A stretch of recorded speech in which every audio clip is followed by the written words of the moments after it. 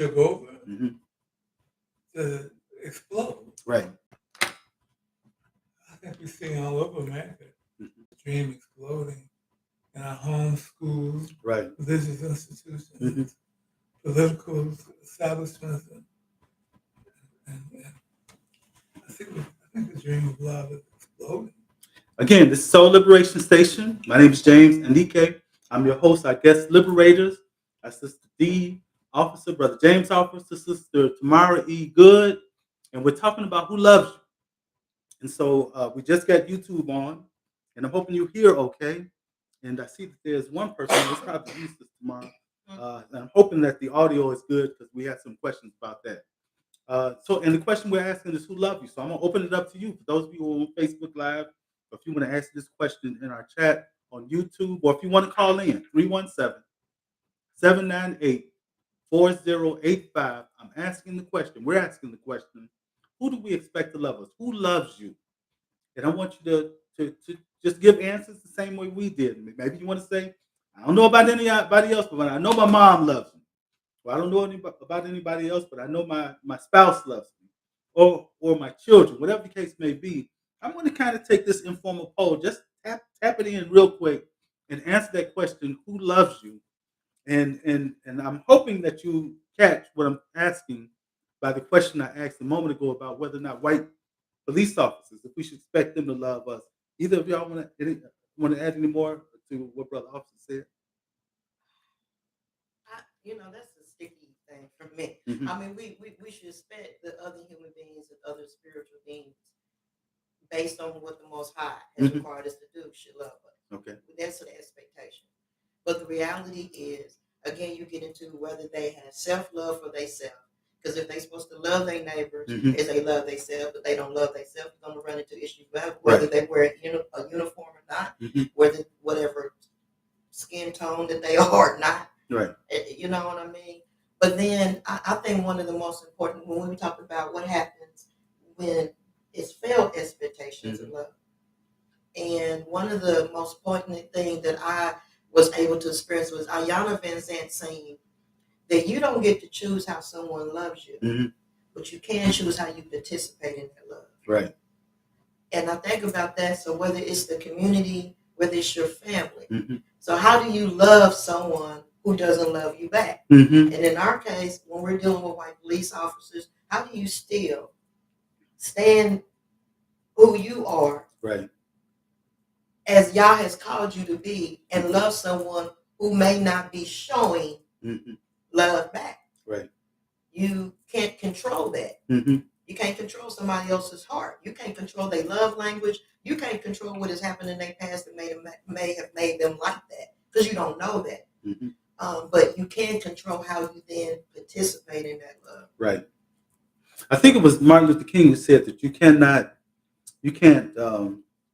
I'm not going to say it the right way, but you can't make laws rather, to force people to love you. You can't make a law to force people to love you, but you can legislate how they treat you. You can't force them to love you, but you can legislate. You can put rules in place as to how they should treat you. And really, when I talk about shared values, I'm really talking about laws. I'm talking about the laws that may be personal between us in terms of what our expectations are, maybe even the words that we've shared to give a sense of what our expectations are. I mean, we can call those laws and say these are the rules, right? We can just use that word, rules. And I'm arguing that that's part of where we are failing. We don't have clear rules from younger generation to the older generation, from many times in our relationships, many times in our changing relationships when mama or daddy gets older and now you got to care for them like they care for you. There's got to be some conversation about what the new rules are in this new emerging dynamic, right? The challenges and the issues that might exist from a person who's in, one political party or persuasion as it relates to another, or a person who's in one religious system as opposed to another. There are different ways in which we walk the path of life, uh, and need to figure out how we can walk the path without stepping on each other's toes. or putting potholes in each other's road, or stumbling blocks in each other's road. And I'm saying these things are realistic. That's the one thing I want to keep hitting on, because I think that sometimes, especially when we think about something like love, we see it, we make it so idealistic that it becomes unrealistic. And I'm saying that the love I'm talking about does not have to be outside of our reach or our range. Would y'all agree with that?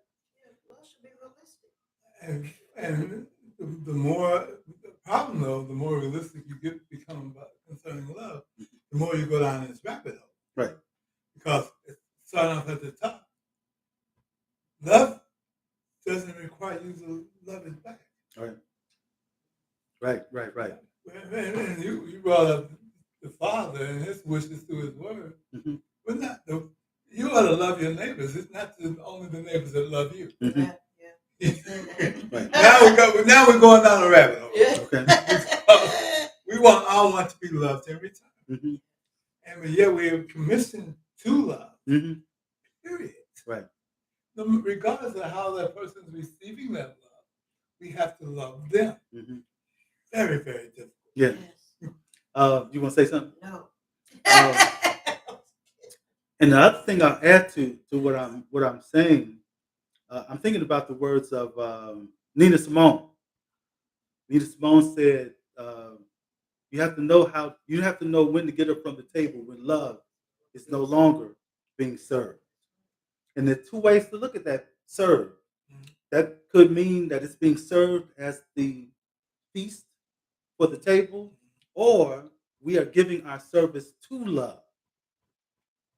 And I like to approach it more the second way personally than the first way. In other words, when the grace runs out, and I find it hard to serve love the way I want to, I should, be able to, and that could be for a number of reasons. Then it's kind of, maybe it's time for me to, because at this point you could be actually injuring someone, you could be injuring the whole situation. Mm-hmm. You actually be poisoning the whole atmosphere. Mm-hmm.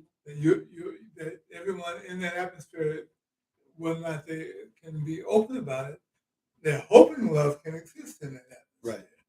Even if they themselves in that moment know they're not being 100%. Mm-hmm.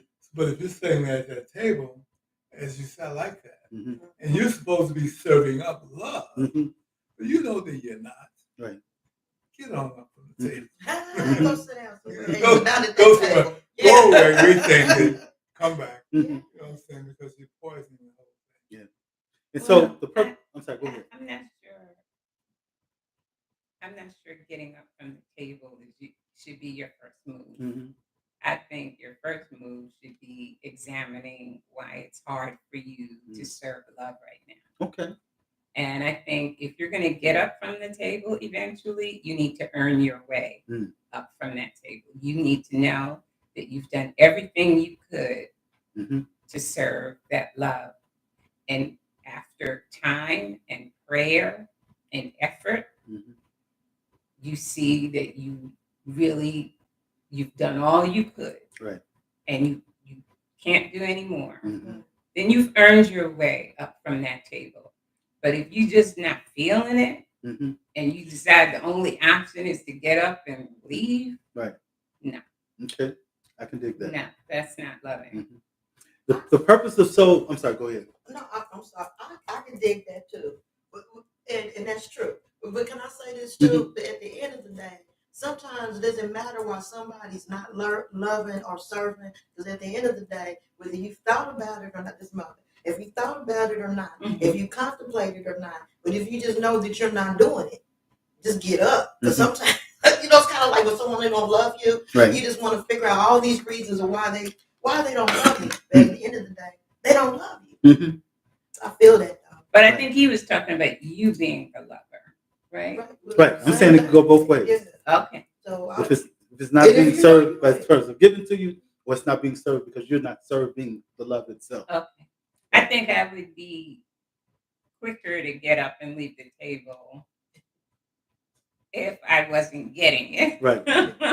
I'd be more inclined to stay and try if I'm the one not giving it. Right. That's Okay. just me. All right. 29 minutes after the hour, we're talking about love. And the purpose of Soul Liberation Station is to heal, empower, and inform the Black community worldwide. To heal, empower, and inform the Black community worldwide. So what does this conversation, in y'all's opinion, I got my 2 cents, but I want to know what y'all think. What do you think how is this conversation relevant to Black folk, to healing Black folk, empowering Black folk, informing Black folk? I believe that love is the foundation and the basis for anything, all of that. Okay, the foundation, the basis. Foundation of healing. It's the foundation of empowerment. Okay. It's the foundation of accurate and truthful information. Okay. Because you can have all kind of different. So I think it's the basis of everything. It's the root. Okay. Those stories just came to my mind. I was a kid, I was a paper boy. Mm-hmm. And there was a big window there at 24th and those traffic. I threw the brick. That was not very satisfying because the windows didn't break, but I ran home. The moment I was like a block and a half home. My mother was standing on the front porch. And she says, Junior, what did you just do?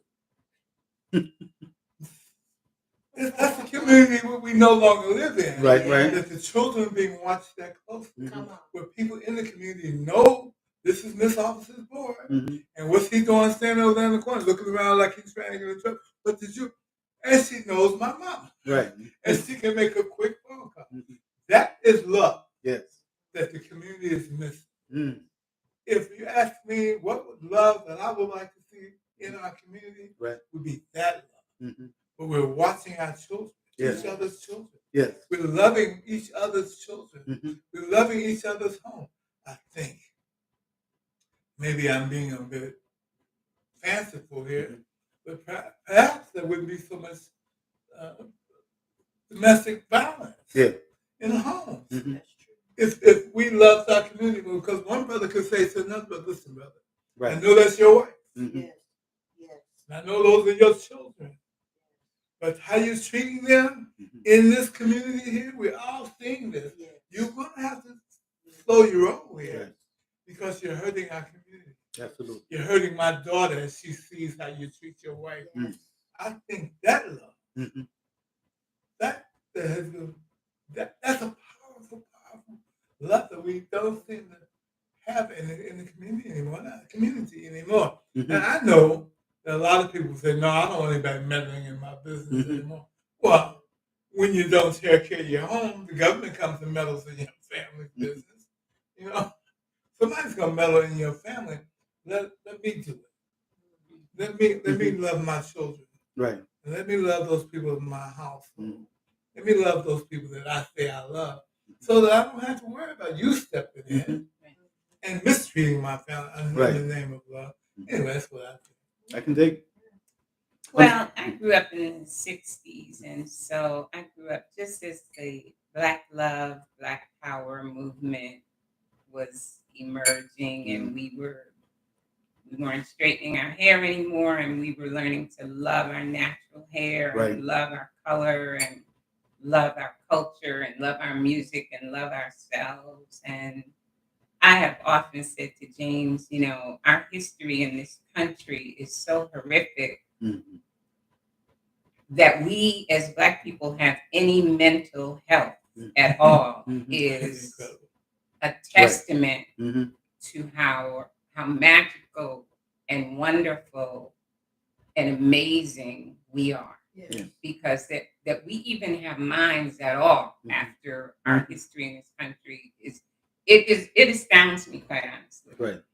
But I can tell you that when I learned about Black love and Black power in the late 60s and early 70s, that was transformative for me.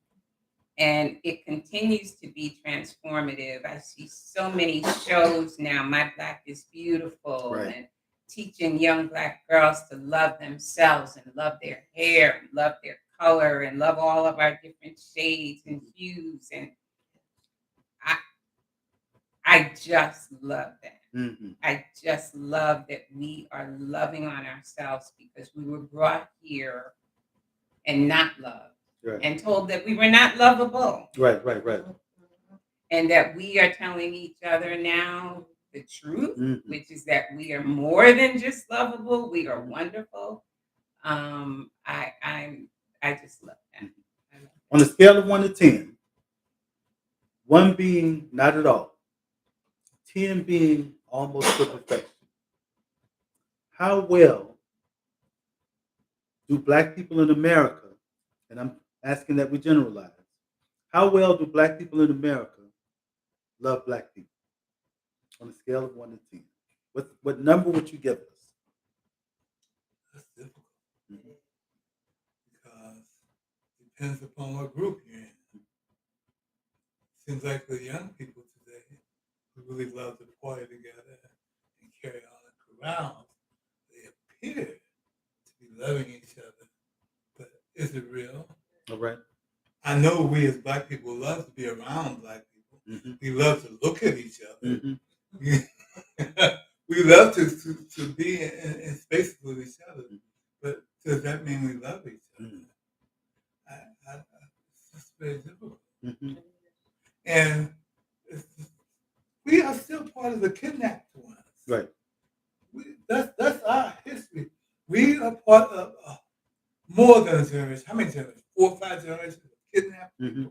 And now we're sitting here going, how do we love each other? Right. So give us a number for the different categories. What would be the number for your young people? What would be the number for your church family? What would be the number for, I would just generalize it and give myself room. Okay. 5. That's why I was gonna go with 5. That's kind of safe because you got 5. I can't generalize. I can't. I don't think it's fair to our people to generalize. I can't sit here and say young people love each other or don't love each other, or church people love each other at a 4, but professional Black people love each other at a 10. Or I can't do that. All I know is I see a lot of love among Black people. I see a lot of pain. Right. Too. Yeah. We all have residual pain.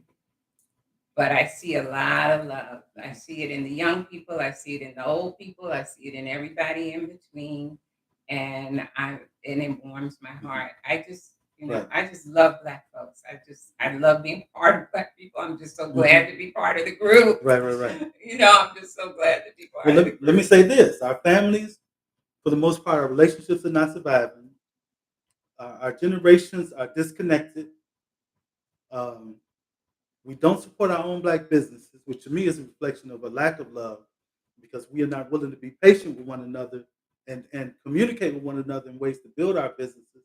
So we're not circulating the dollar among ourselves. Black people in America, we're not taking care of our physical bodies or concerned about the physical bodies of others. We don't support our own Black institutions. There are a number of categories that we can identify to say that there's a problem with love. And so my next question then, is it realistic for us to expect love to heal? Can love, the way we're talking about it, that practical, applicable, agape love, can love heal us? Can it heal in these other areas and aspects that I described? Say more. Absolutely. Well, again, because love, like anything else, is also taught.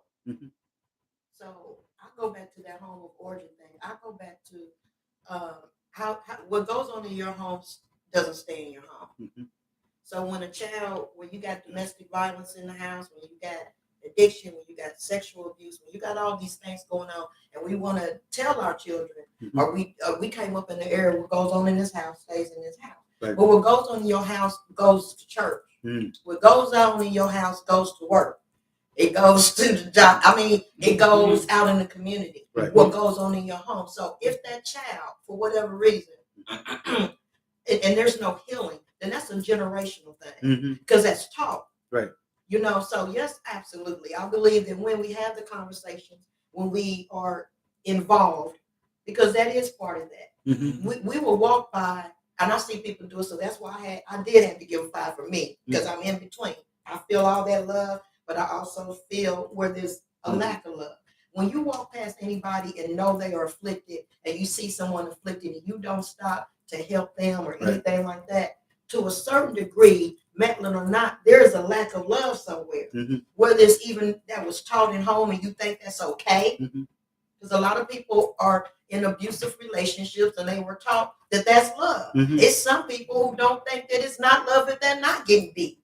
Let's talk about it. Right. So then those same people who raise these children, and the reality is that when your child grows up in a volatile, abusive home like that, one or two things happen. They either grow up and they become a victim, or identify forever as a victim, or they grow up and they're a violator. You know what I mean? It's just kind of, if you don't preach that healing, if you don't have that love enough for yourself and your family to break generational strongholds. I don't like to call them curses anymore.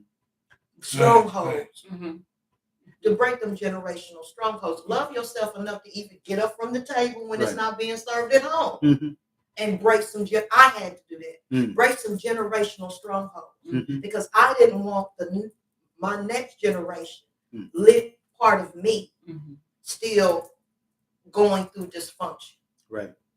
And I had to love me enough, and certainly I had to love my children more than myself to be able to walk away from that. So it's healing. It's healing. It's freeing. Okay, Soul Liberation is the name of the show, Soul Liberation Station. Again, my name is James Anika. I'm the host. We have as our guest liberator, Sister Tamara E. Good, Brother James Officer, Sister D. Officer, and we're talking about love and who loves us. And we want you to call in. The phone number, you know, I've been struggling with this phone thing. You would think with one line, somebody would jump on. But each show, I think last week or week before last was the first time we had a call rather, in a while. So call in, 317-798. This is our only phone line. Come on, let's put it to you. 798-4085. You can send us a message here on Facebook Live, or you can really, that's it. I did get the YouTube going, and if you want to jump on YouTube and you want to chat with us that way, you can do that. Sister Tamara is a playwright, an author, a comedian, an actress, a minister, a mama, a grandmama, a big mama. She is all these things. A lover. A lover. All right. All right. And she really knows how to make people feel loved. And Sister D is an educator and also a lover, and a wise, a person of wisdom and great insight, as is her husband, Brother James Officer, brother of great wisdom and insight, a poet, a musician, educator, speakers, all these things right here in this circle. And everybody's Papa. All right now. Yes, sir. So we got this wonderful wealth of information for you to tap into. And I'm sure those of you who are with us on Facebook, or those of you who are with us on YouTube, or with us, or not with us by phone, but yet can be, let's share some more wisdom with one another. And I want to ask this question for again, looking to our future, the potential for us to re-energize our commitment to love, especially in our communities. How do we now define the Black community? Because we ain't all staying in the same geographic space. Can we have love as a Black community if we're not living in proximity with one another? And let me even add this. Should we expect, the question's not even right. No, we should expect white folk who are in close proximity to us, whether they are educators, whether they are police officers, whether they are those who are in relationship with us intimately, there should be an expectation even with them that there is love, that there should be love. And so, as we look to the future, how do we define the Black community and how we love in the Black community under our present circumstances.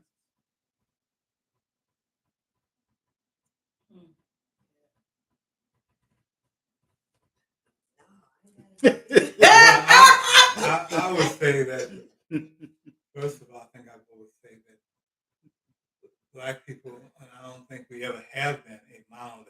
Right. I think that we have always been different things at different times, and even in different areas and cultures. We are a multicultural people within ourselves.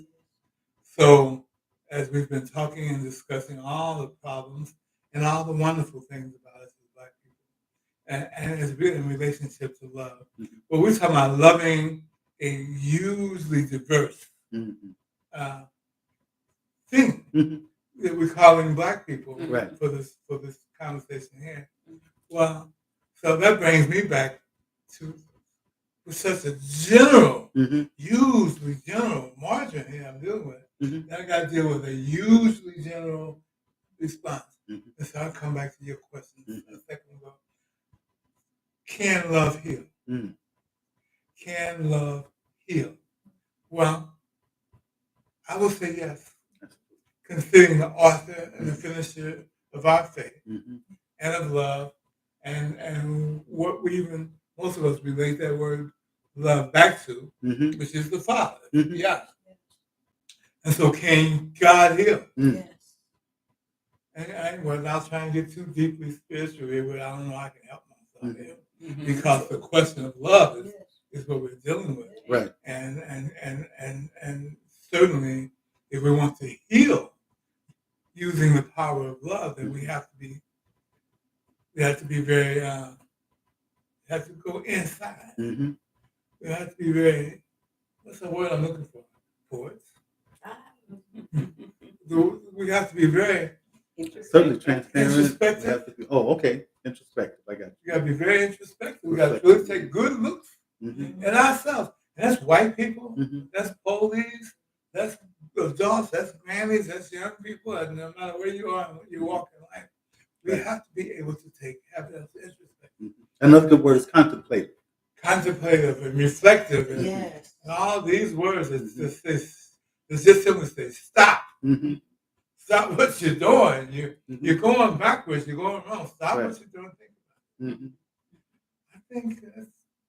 I think if somebody loves me, I say I love somebody else. That person says, well, you're mistreating me. If I don't stop and say, let me think about this. Right. I can't heal. I can't heal nobody. I think that's the question right there. Absolutely. Can love heal? I in terms of your question about the community, if I understood the question correctly, were you saying because we're so spread out, how do we maintain a sense of community? Right. Well, I'm asking more, how do we define Black community? Maybe a better question is there such a thing as a Black community anymore? Oh, I definitely think there's a Black community. And I don't think we all have to live in the same neighborhood to be part of a Black community. I feel very much a part of a Black community. And so I don't think it's the proximity to one another and where we live. I just think because we're Black, we have a shared history here in America that makes us a community.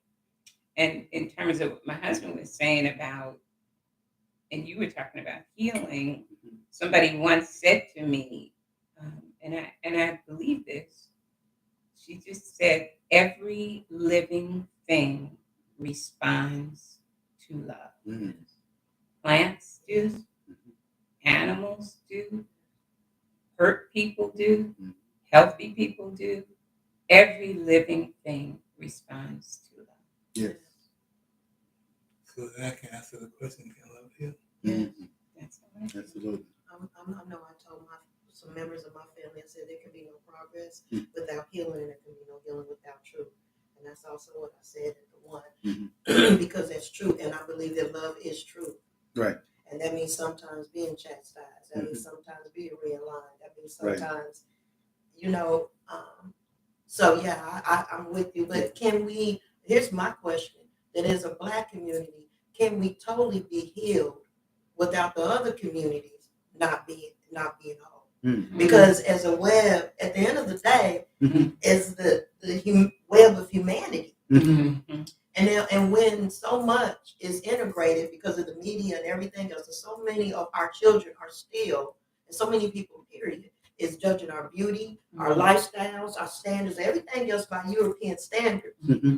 So I question, Mm-hmm. how can we be totally healed if all the communities around us are not whole? You know what I think about the popular saying, the statement about Ubuntu. I am who I am because of who we are. And now the challenge then is to determine who is the we. If we're saying that folk who are white and Hispanic and other communities that may surround us, or who are police and maybe educators and politicians who are not Black, but yet have a profound influence on our community and our people, and if they're not healed, can we be healed? I think it's the essence of the question that you're answering. I'm gonna still say yes we can, because I think about, I grew up in a family of 8, and Dad certainly loved us. Ain't no doubt about that, but Mama's love, that's a whole nother quality of love, and I think that not only existed in my family, but I'm sure in many families over the world. And so, even in a large family, others in the family may be hurting, but in those moments when Mama heals you by what Mama says, or what Mama does, or how Mama gives, or how Mama cares, just that moment of love and minutes of love and days of love between you and Mama, it's like a not a cocoon, but it's like a protective bubble. So yes, there are others who are still hurting for whatever reasons they are, and need some of their own love, but that personal connection, and I think with this systematic agapism, here we are talking about personal connection. I'm not saying we're going to change the world, but I am saying that I can make a commitment to love myself and love you, and we can build on that commitment. And I can go as far to say, I'm going to love the people in my church. I'm going to love the people in my family. I'm going to love the people on my block. And what I feel honest about saying is what I think we ought to pursue. And I think there, among those who we have that agreement with and that shared understanding, even if they may not have the same agreement or understanding to give to us like we give to them, there in that moment, I think, and in those moments, love heals and a person is good. But that doesn't mean the work shouldn't involve those who influence us. I'm actually arguing it should. I'm going as far to say that white police officers should love us. Politicians should love us. Educators should love us. The garbage man should love us. There should be love in the community, and by that I mean there should be respect. I'm saying that we should speak to each other with kindness. I'm saying that we should not hope the worst for one another. And so when Dr. Martin Luther King was criticized for talking about love in the midst of a Black Power revolution, and they, mocked him and talking about, what you talking about loving these people for? Malcolm said. Yeah, but Dr. King responded by saying, no, I'm not saying that touchy-feely kind of love. I'm saying the kind of love that says, I hope better for you, or I hope the best, that whatever it is that God has for you, I hope you experience God's best for you. Because the good thing is, if you experience that, regardless of what interactions we have, that might change how you interact with me. The failure of the church, the white church, during the times of enslavement, is that it was able to talk about agape love, share agape love with their own kind, but abuse and harm and rape and manipulate and hurt us as Black folk, even if we ourselves were called Christians, right? There was a rejection there, and so that love was not either that. Maybe that love was genuine among your people, but it was not what agape love really is meant to be, which is to go beyond your circle. And so when I talk about agape, systematic agapism, I'm talking about a love that takes into consideration that Black folk have come a different path and need a love that speaks to our past challenges and harms, speaks to the levels of healing that we need, speaks to what our aspirations should be for us as individuals and as a collective as we go forward in the future.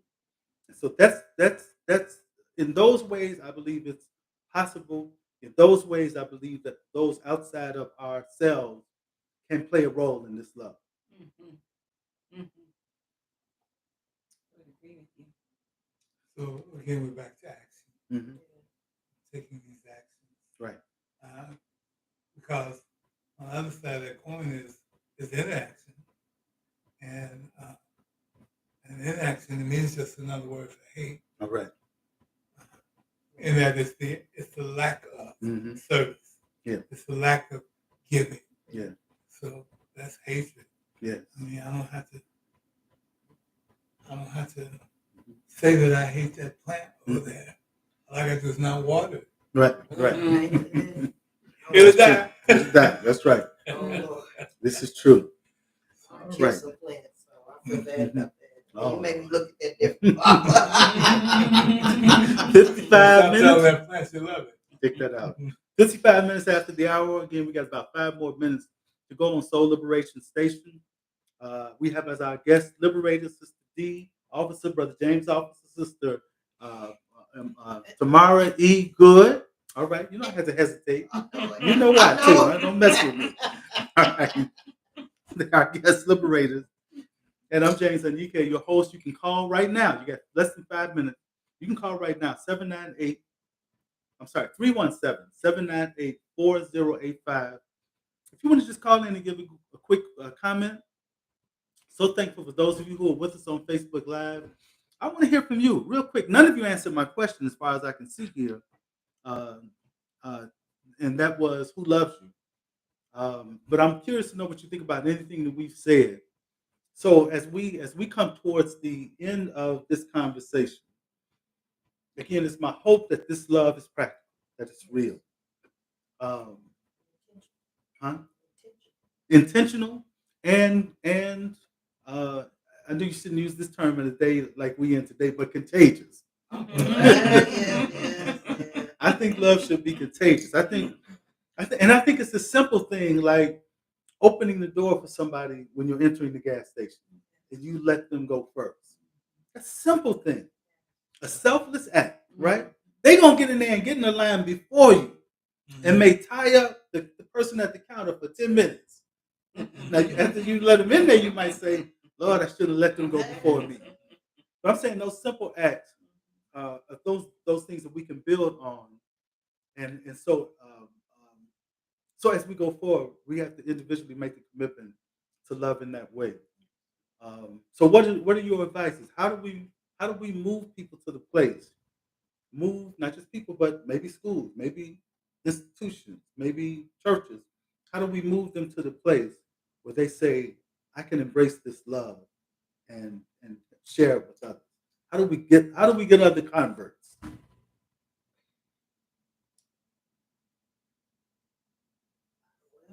By being an example. Okay, by being an example. By being an example.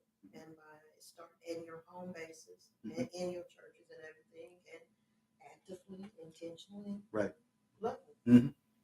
I would agree with that. I would agree that, as you just said, it can start with the smallest things. A smile, a hello, right? Excuse me, thank you. Just small things like that affect other folks' feelings, and maybe you can pull a thank you or you're welcome. Right. And I think it starts with our thoughts. I'm a big lover of quotes, and I would just say one of my favorite quotes is, "Be kind. Everyone you meet is facing a hard battle." That's right. That's right. Right. Oh. Just with that thought. Yeah. All right. And I want to encourage you to give yourself time. Take time yourself to reflect on what we've shared. Ask yourself, how well am I doing on a scale of 1 to 10? What grade do I give myself, or what number do I give myself in terms of my being one who is loving in our community? Am I sharing with others? Am I hoping best for others? Am I patient with others? Am I kind to others? And all these kinds of other things. Have I sought to develop an understanding in our communication one to another? Or is my neighbor who lives next door going to be my lifelong enemy because we just haven't talked about how to work out how to cut the grass or whatever the issue may be, that we make so great impediments to our being able to live together in peace and harmony. I do want to encourage you to get Black Love. You can go to my website. I got 2 of them. You can go to agapisunited.com and order the Black Love series, agapisunited.com. You can also go to the Popular Truth website, populartruthpublishing.webs.com. populartruthpublishing.webs.com. Want to also remind everybody, this coming Saturday, 11 o'clock in Indianapolis at the Jewel Event Center, we'll be doing a brunch and bon voyage. It is free, but we want to encourage you to bring some money so that you can support, and we do anticipate having vendors so that you can also purchase some things from the vendors. And I've said this throughout this week, for those who constantly get asked, man, when you here? When you leaving town? Because they see me and they say, ain't you supposed to be gone? and the original date hadn't even come yet. My original date was August 8th, but there's some really loose ends that got to be tied up before I leave. So I've moved the date back. I still got a new plane ticket. I had to make new arrangements, but I got a one-way plane ticket leaving August 29th, that Monday, August 29th to Zimbabwe. And we're going to get all these loose ends tied up and be ready to go on that date. But the other good thing is now you can do some stuff, more so in these last days that I have here in the Americas. So I'm hoping to again move around and talk more about love. And I'm glad that I've been able to do that even in this one short month, because I haven't had time to do it before. And so not being a pastor is a strange kind of vibe. I've been a pastor for 25 years, and not being a pastor is it's a really interesting thing right now. So yeah, I'm going to see you at the Jewel Event Center Saturday, 11 o'clock. And I think we'll open this one up to Facebook Live so that if those of you who are wherever you are, and Zoom, so wherever you are, if you want to just join us, and be in the room by Zoom, see, y'all can join us from North Carolina. You can do that. If you have any questions, my phone number is 317-529-3768. 317-529-3768. Thanks so much for being with us and sharing in this time. And if you like what you heard, please like it. You can even love it on Facebook and share with others so that we can expand this good information. Any final thoughts before we go out? No, thank you very much for having me. Yes, definitely. It's been a great conversation. Definitely. And thank you for making it a great conversation. And we're proud of you too. Well, thank you. Thank you so much. You and our friends. Yes. Thank you. And our love goes with you. Thank you. Yes, when I go to Zimbabwe, I take you with me without question. Yeah. Even though some people have been talking about trying to climb in my suitcase, I'm not taking you with me that way, but I take you with me. Peace and blessings, brothers and sisters. Thanks so much for sharing this time with us. And we'll be back with Soul Liberation Radio. Soul Liberation Station.